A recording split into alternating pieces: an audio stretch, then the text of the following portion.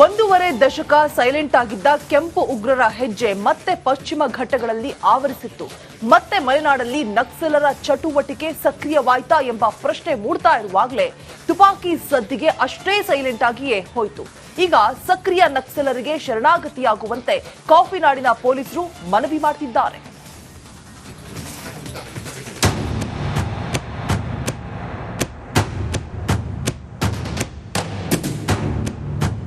ಒಂದೂವರೆ ದಶಕ ಬರೋಬ್ಬರಿ 1 ವರ್ಷ ಕರುನಾಡಲ್ಲಿ ನಕ್ಸಲರ ಹಾವಳಿ ಸೈಲೆಂಟ್ ಆಗಿತ್ತು.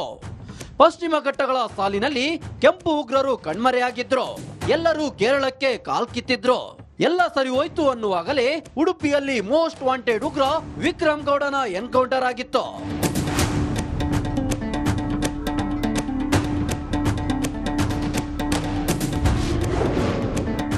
ಕೆಂಪು ಉಗ್ರರ ಶರಣಾಗತಿಗೆ ಪ್ಯಾಕೇಜ್ ಘೋಷಣೆ. ವಿಕ್ರಮ್ ಗೌಡ ಎನ್ಕೌಂಟರ್ ಬಳಿಕ ಪಶ್ಚಿಮ ಘಟ್ಟಗಳಲ್ಲಿ ಕೂಬಿಂಗ್ ಚುರುಕಾಯಿತು. ನಕ್ಸಲರಿಗೆ ಸ್ಥಳೀಯರ ಬೆಂಬಲವೂ ಇಲ್ಲದಂತಾಯಿತು. ಚಿಗುರಿದ್ದ ನಕ್ಸಲ್ ಚಟುವಟಿಕೆ ಈಗ ಹಾಗೆಯೇ ಕಮರಿ ಹೋಯಿತು. ಇದೀಗ ಶರಣಗತಿ ಪ್ಯಾಕೇಜ್ ನಲ್ಲಿ ಮುಖ್ಯವಾಹಿನಿಗೆ ಬನ್ನಿ ಅಂತ ಪೊಲೀಸರು ನಕ್ಸಲರಿಗೆ ವಾರ್ ಮಾಡಿದ್ದಾರೆ. 3 ಗ್ರೇಡ್ ನಲ್ಲಿ ಅಂದ್ರೆ ಎ, ಬಿ, ಸಿ ಗ್ರೇಡ್ ನಲ್ಲಿ ಶರಣಾಗತಿ ಪ್ಯಾಕೇಜ್ ಘೋಷಿಸಿದ್ದಾರೆ. ಪ್ರವರ್ಗ ಎ ಅಂದ್ರೆ ನಮ್ಮ ರಾಜ್ಯದವರೇ ಆಗಿದ್ದು, ಅವರು ಆಕ್ಟಿವ್ ಆಗಿ ಇದ್ದು ಅವ್ರ ಮೇಲೆ ಕೇಸಸ್ ಇದ್ರೆ 7.5 ಲಕ್ಷ ಇದೆ, ಹಂತ ಹಂತವಾಗಿ ರಿಲೀಸ್ ಆಗುತ್ತೆ.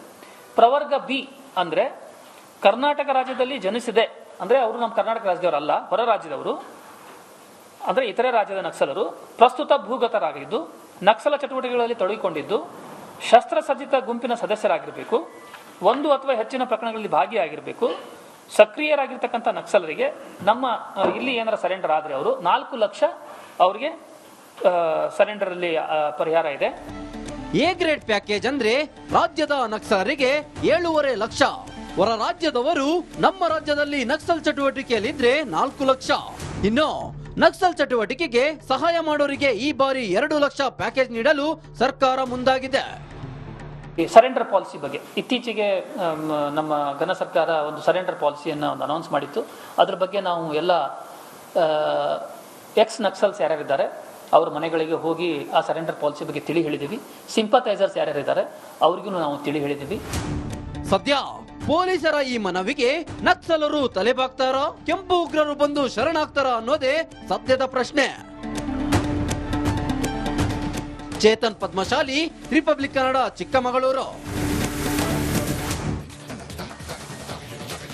ಒಂದೂವರೆ ದಶಕ ಸೈಲೆಂಟ್ ಆಗಿದ್ದ ಕೆಂಪು ಉಗ್ರರ ಹೆಜ್ಜೆ ಮತ್ತೆ ಪಶ್ಚಿಮ ಘಟ್ಟಗಳಲ್ಲಿ ಆವರಿಸಿತ್ತು.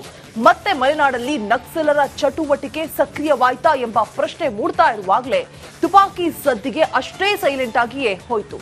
ಈಗ ಸಕ್ರಿಯ ನಕ್ಸಲರಿಗೆ ಶರಣಾಗತಿಯಾಗುವಂತೆ ಕಾಫಿನಾಡಿನ ಪೊಲೀಸರು ಮನವಿ ಮಾಡುತ್ತಿದ್ದಾರೆ.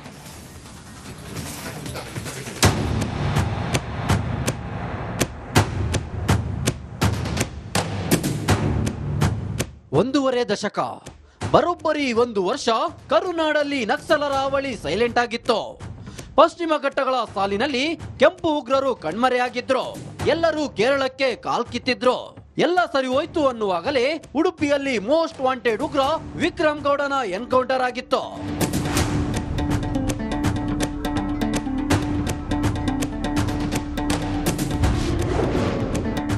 ಕೆಂಪು ಉಗ್ರರ ಶರಣಾಗತಿಗೆ ಪ್ಯಾಕೇಜ್ ಘೋಷಣೆ. ವಿಕ್ರಮ್ ಗೌಡ ಎನ್ಕೌಂಟರ್ ಬಳಿಕ ಪಶ್ಚಿಮ ಘಟ್ಟಗಳಲ್ಲಿ ಕೂಬಿಂಗ್ ಚುರುಕಾಯಿತು. ನಕ್ಸಲರಿಗೆ ಸ್ಥಳೀಯರ ಬೆಂಬಲವೂ ಇಲ್ಲದಂತಾಯಿತು. ಚಿಗುರಿದ್ದ ನಕ್ಸಲ್ ಚಟುವಟಿಕೆ ಈಗ ಹಾಗೆಯೇ ಕಮರಿ ಹೋಯಿತು. ಇದೀಗ ಶರಣಗತಿ ಪ್ಯಾಕೇಜ್ ನಲ್ಲಿ ಮುಖ್ಯವಾಹಿನಿಗೆ ಬನ್ನಿ ಅಂತ ಪೊಲೀಸರು ನಕ್ಸಲರಿಗೆ ವಾರ್ ಮಾಡಿದ್ದಾರೆ. 3 ಗ್ರೇಡ್ ನಲ್ಲಿ ಅಂದ್ರೆ ಎ, ಬಿ, ಸಿ ಗ್ರೇಡ್ ನಲ್ಲಿ ಶರಣಾಗತಿ ಪ್ಯಾಕೇಜ್ ಘೋಷಿಸಿದ್ದಾರೆ. ಪ್ರವರ್ಗ ಎ ಅಂದ್ರೆ ನಮ್ಮ ರಾಜ್ಯದವರೇ ಆಗಿದ್ದು, ಅವರು ಆಕ್ಟಿವ್ ಆಗಿ ಇದ್ದು ಅವ್ರ ಮೇಲೆ ಕೇಸಸ್ ಇದ್ರೆ 7.5 ಲಕ್ಷ ಇದೆ, ಹಂತ ಹಂತವಾಗಿ ರಿಲೀಸ್ ಆಗುತ್ತೆ. ಪ್ರವರ್ಗ ಬಿ ಅಂದ್ರೆ ಕರ್ನಾಟಕ ರಾಜ್ಯದಲ್ಲಿ ಜನಿಸಿದೆ, ಅಂದ್ರೆ ಅವರು ನಮ್ಮ ಕರ್ನಾಟಕ ರಾಜ್ಯದವರಲ್ಲ, ಹೊರ ರಾಜ್ಯದವರು, ಅಂದ್ರೆ ಇತರೆ ರಾಜ್ಯದ ನಕ್ಸಲರು, ಪ್ರಸ್ತುತ ಭೂಗತರಾಗಿದ್ದು, ನಕ್ಸಲ ಚಟುವಟಿಕೆಗಳಲ್ಲಿ ತೊಡಗಿಕೊಂಡಿದ್ದು, ಶಸ್ತ್ರಸಜ್ಜಿತ ಗುಂಪಿನ ಸದಸ್ಯರಾಗಿರಬೇಕು, 1 ಅಥವಾ ಹೆಚ್ಚಿನ ಪ್ರಕರಣಗಳಲ್ಲಿ ಭಾಗಿಯಾಗಿರಬೇಕು, ಸಕ್ರಿಯರಾಗಿರ್ತಕ್ಕಂಥ ನಕ್ಸಲರಿಗೆ ನಮ್ಮ ಇಲ್ಲಿ ಏನಾರ ಸರೆಂಡರ್ ಆದರೆ ಅವರು 4 ಲಕ್ಷ ಅವರಿಗೆ ಸರೆಂಡರ್ ಅಲ್ಲಿ ಪರಿಹಾರ ಇದೆ. ಎ ಗ್ರೇಡ್ ಪ್ಯಾಕೇಜ್ ಅಂದ್ರೆ ರಾಜ್ಯದ ನಕ್ಸಲರಿಗೆ 7.5 ಲಕ್ಷ, ಹೊರ ರಾಜ್ಯದವರು ನಮ್ಮ ರಾಜ್ಯದಲ್ಲಿ ನಕ್ಸಲ್ ಚಟುವಟಿಕೆಯಲ್ಲಿದ್ರೆ 4 ಲಕ್ಷ. ಇನ್ನು ನಕ್ಸಲ್ ಚಟುವಟಿಕೆಗೆ ಸಹಾಯ ಮಾಡೋರಿಗೆ ಈ ಬಾರಿ 2 ಲಕ್ಷ ಪ್ಯಾಕೇಜ್ ನೀಡಲು ಸರ್ಕಾರ ಮುಂದಾಗಿದೆ. ಸರೆಂಡರ್ ಪಾಲಿಸಿ ಬಗ್ಗೆ ಇತ್ತೀಚೆಗೆ ನಮ್ಮ ಘನ ಸರ್ಕಾರ ಒಂದು ಸರೆಂಡರ್ ಪಾಲಿಸಿಯನ್ನು ಒಂದು ಅನೌನ್ಸ್ ಮಾಡಿತ್ತು. ಅದ್ರ ಬಗ್ಗೆ ನಾವು ಎಲ್ಲ ಎಕ್ಸ್ ನಕ್ಸಲ್ಸ್ ಯಾರ್ಯಾರಿದ್ದಾರೆ ಅವ್ರ ಮನೆಗಳಿಗೆ ಹೋಗಿ ಆ ಸರೆಂಡರ್ ಪಾಲಿಸಿ ಬಗ್ಗೆ ತಿಳಿ ಹೇಳಿದ್ದೀವಿ. ಸಿಂಪಥೈಸರ್ಸ್ ಯಾರ್ಯಾರಿದ್ದಾರೆ ಅವ್ರಿಗೂ ನಾವು ತಿಳಿ ಹೇಳಿದ್ದೀವಿ. ಸದ್ಯ ಪೊಲೀಸರ ಈ ಮನವಿಗೆ ನಕ್ಸಲರು ತಲೆಬಾಗ್ತಾರ, ಕೆಂಪು ಉಗ್ರರು ಬಂದು ಶರಣಾಗ್ತಾರ ಅನ್ನೋದೇ ಸದ್ಯದ ಪ್ರಶ್ನೆ. ಚೇತನ್ ಪದ್ಮಶಾಲಿ, ರಿಪಬ್ಲಿಕ್ ಕನ್ನಡ, ಚಿಕ್ಕಮಗಳೂರು. 1.5 ದಶಕ ಸೈಲೆಂಟ್ ಆಗಿದ್ದ ಕೆಂಪು ಉಗ್ರರ ಹೆಜ್ಜೆ ಮತ್ತೆ ಪಶ್ಚಿಮ ಘಟ್ಟಗಳಲ್ಲಿ ಆವರಿಸಿತ್ತು. ಮತ್ತೆ ಮಲೆನಾಡಲ್ಲಿ ನಕ್ಸಲರ ಚಟುವಟಿಕೆ ಸಕ್ರಿಯವಾಯ್ತಾ ಎಂಬ ಪ್ರಶ್ನೆ ಮೂಡ್ತಾ ಇರುವಾಗಲೇ ತುಪಾಕಿ ಸದ್ದಿಗೆ ಅಷ್ಟೇ ಸೈಲೆಂಟ್ ಆಗಿಯೇ ಹೋಯಿತು. ಈಗ ಸಕ್ರಿಯ ನಕ್ಸಲರಿಗೆ ಶರಣಾಗತಿಯಾಗುವಂತೆ ಕಾಫಿನಾಡಿನ ಪೊಲೀಸರು ಮನವಿ ಮಾಡ್ತಿದ್ದಾರೆ.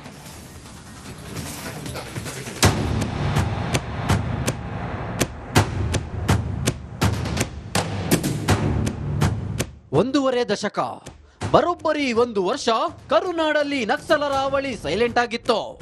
ಪಶ್ಚಿಮ ಘಟ್ಟಗಳ ಸಾಲಿನಲ್ಲಿ ಕೆಂಪು ಉಗ್ರರು ಕಣ್ಮರೆಯಾಗಿದ್ರು. ಎಲ್ಲರೂ ಕೇರಳಕ್ಕೆ ಕಾಲ್ಕಿತ್ತಿದ್ರು.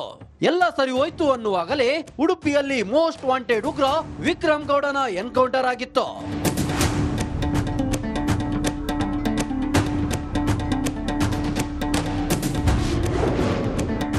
ಕೆಂಪು ಉಗ್ರರ ಶರಣಾಗತಿಗೆ ಪ್ಯಾಕೇಜ್ ಘೋಷಣೆ. ವಿಕ್ರಮ್ ಗೌಡ ಎನ್ಕೌಂಟರ್ ಬಳಿಕ ಪಶ್ಚಿಮ ಘಟ್ಟಗಳಲ್ಲಿ ಕೂಬಿಂಗ್ ಚುರುಕಾಯಿತು. ನಕ್ಸಲರಿಗೆ ಸ್ಥಳೀಯರ ಬೆಂಬಲವೂ ಇಲ್ಲದಂತಾಯಿತು. ಚಿಗುರಿದ್ದ ನಕ್ಸಲ್ ಚಟುವಟಿಕೆ ಈಗ ಹಾಗೆಯೇ ಕಮರಿ ಹೋಯಿತು.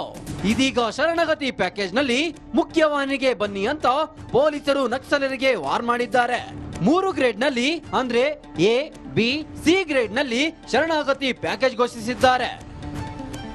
ಪ್ರವರ್ಗ ಎ ಅಂದರೆ ನಮ್ಮ ರಾಜ್ಯದವರೇ ಆಗಿದ್ದು ಅವರು ಆಕ್ಟಿವ್ ಆಗಿ ಇದ್ದು ಅವ್ರ ಮೇಲೆ ಕೇಸಸ್ ಇದ್ರೆ 7.5 ಲಕ್ಷ ಇದೆ, ಹಂತ ಹಂತವಾಗಿ ರಿಲೀಸ್ ಆಗುತ್ತೆ. ಪ್ರವರ್ಗ ಬಿ ಅಂದರೆ ಕರ್ನಾಟಕ ರಾಜ್ಯದಲ್ಲಿ ಜನಿಸಿದೆ ಅಂದರೆ ಅವರು ನಮ್ಮ ಕರ್ನಾಟಕ ರಾಜ್ಯದವರಲ್ಲ, ಹೊರ ರಾಜ್ಯದವರು ಅಂದರೆ ಇತರೆ ರಾಜ್ಯದ ನಕ್ಸಲರು ಪ್ರಸ್ತುತ ಭೂಗತರಾಗಿದ್ದು ನಕ್ಸಲ ಚಟುವಟಿಕೆಗಳಲ್ಲಿ ತೊಡಗಿಕೊಂಡಿದ್ದು ಶಸ್ತ್ರಸಜ್ಜಿತ ಗುಂಪಿನ ಸದಸ್ಯರಾಗಿರಬೇಕು, 1 ಅಥವಾ ಹೆಚ್ಚಿನ ಪ್ರಕರಣಗಳಲ್ಲಿ ಭಾಗಿಯಾಗಿರಬೇಕು. ಸಕ್ರಿಯರಾಗಿರ್ತಕ್ಕಂಥ ನಕ್ಸಲರಿಗೆ ನಮ್ಮ ಇಲ್ಲಿ ಏನಾರ ಸರೆಂಡರ್ ಆದರೆ ಅವರು 4 ಲಕ್ಷ ಅವರಿಗೆ ಸರೆಂಡರ್ ಅಲ್ಲಿ ಪರಿಹಾರ ಇದೆ. ಎ ಗ್ರೇಡ್ ಪ್ಯಾಕೇಜ್ ಅಂದ್ರೆ ರಾಜ್ಯದ ನಕ್ಸಲರಿಗೆ 7.5 ಲಕ್ಷ. ಹೊರ ರಾಜ್ಯದವರು ನಮ್ಮ ರಾಜ್ಯದಲ್ಲಿ ನಕ್ಸಲ್ ಚಟುವಟಿಕೆಯಲ್ಲಿದ್ರೆ 4 ಲಕ್ಷ. ಇನ್ನು ನಕ್ಸಲ್ ಚಟುವಟಿಕೆಗೆ ಸಹಾಯ ಮಾಡೋರಿಗೆ ಈ ಬಾರಿ 2 ಲಕ್ಷ ಪ್ಯಾಕೇಜ್ ನೀಡಲು ಸರ್ಕಾರ ಮುಂದಾಗಿದೆ. ಸರೆಂಡರ್ ಪಾಲಿಸಿ ಬಗ್ಗೆ ಇತ್ತೀಚೆಗೆ ನಮ್ಮ ಘನ ಸರ್ಕಾರ ಒಂದು ಸರೆಂಡರ್ ಪಾಲಿಸಿಯನ್ನು ಒಂದು ಅನೌನ್ಸ್ ಮಾಡಿತ್ತು. ಅದ್ರ ಬಗ್ಗೆ ನಾವು ಎಲ್ಲ ಎಕ್ಸ್ ನಕ್ಸಲ್ಸ್ ಯಾರ್ಯಾರಿದ್ದಾರೆ ಅವ್ರ ಮನೆಗಳಿಗೆ ಹೋಗಿ ಆ ಸರೆಂಡರ್ ಪಾಲಿಸಿ ಬಗ್ಗೆ ತಿಳಿ ಹೇಳಿದ್ದೀವಿ. ಸಿಂಪಥೈಸರ್ಸ್ ಯಾರ್ಯಾರಿದ್ದಾರೆ ಅವ್ರಿಗೂ ನಾವು ತಿಳಿ ಹೇಳಿದ್ದೀವಿ. ಸದ್ಯ ಪೊಲೀಸರ ಈ ಮನವಿಗೆ ನಕ್ಸಲರು ತಲೆಬಾಗ್ತಾರ, ಕೆಂಪು ಉಗ್ರರು ಬಂದು ಶರಣಾಗ್ತಾರ ಅನ್ನೋದೇ ಸದ್ಯದ ಪ್ರಶ್ನೆ. ಚೇತನ್ ಪದ್ಮಶಾಲಿ, ರಿಪಬ್ಲಿಕ್ ಕನ್ನಡ, ಚಿಕ್ಕಮಗಳೂರು.